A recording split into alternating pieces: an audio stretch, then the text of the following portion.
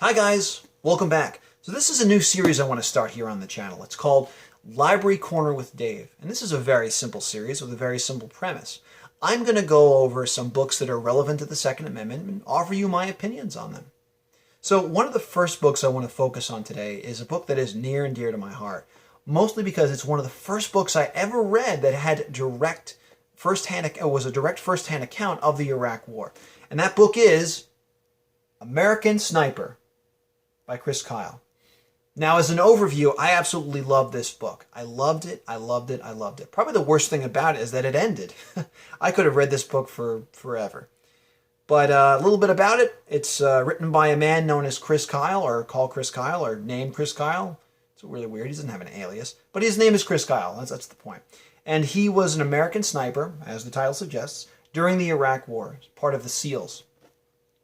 So, really opening this book, one of the first things you notice about it is the language.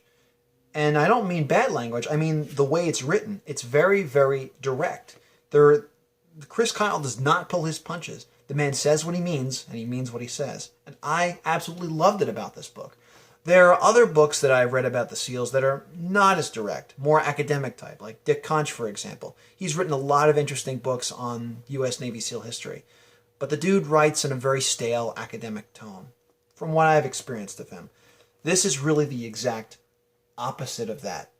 If you want a tale about an everyman or a man who is just like you and me, regular American, just in extraordinary circumstances. And that's sort of the way Chris Kyle characterizes himself in this book. He's just a regular dude, but happened to be involved in some interesting shit.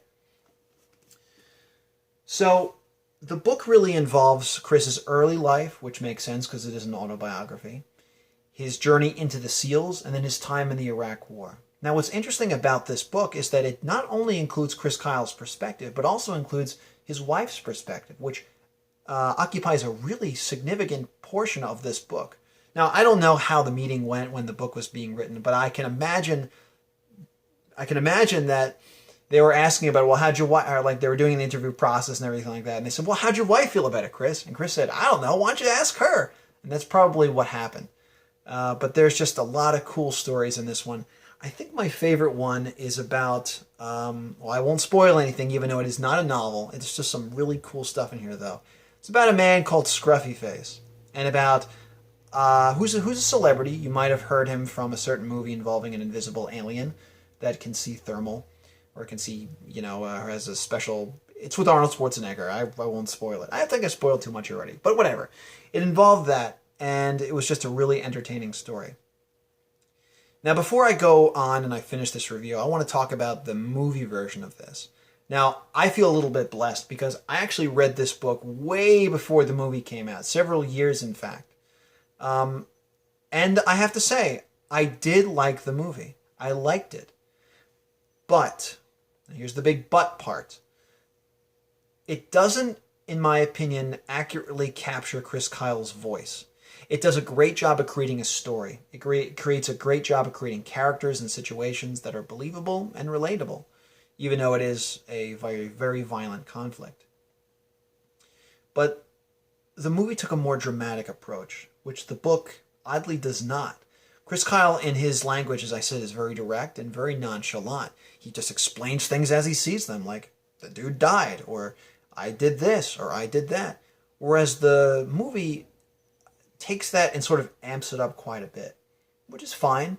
A lot of people complain about when a book and a movie, or when a book is translated into a movie, you have to understand that translating a book directly into a movie is nearly impossible, because there are certain things that work in a book that won't work in a movie. For example, Chris Kyle's descriptions of all these things that happened during the war and his personal descriptions, you lose that in a movie. You must, because otherwise he'd be narrating the entire thing kind of like March of the Penguins or something, which would be interesting, I guess, but it wouldn't really be a very interesting movie on a dramatic level.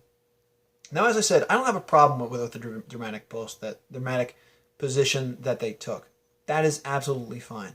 But, as I said, I think, personally, the movie fails to capture Chris Kyle's, voice. Not spirit, but voice. Which I think is really unfortunate because I think he has an excellent voice. He's just... And what I mean by voice is that his perspective is so... as I said, nonchalant. I did this and I did that. I absolutely loved it. But again, the movie is excellent too. I would definitely go check it out. But if you're gonna choose one, if you're gonna choose one for, you know, reading material or entertainment material, definitely the original book. So guys, I hope you enjoyed this. I hope you go check it out. There will be more book reviews coming on the way. American Sniper by Chris Kyle. Really quite an excellent, excellent memoir, piece of history that we should all be aware of. And yeah, till next time, guys, have a good one.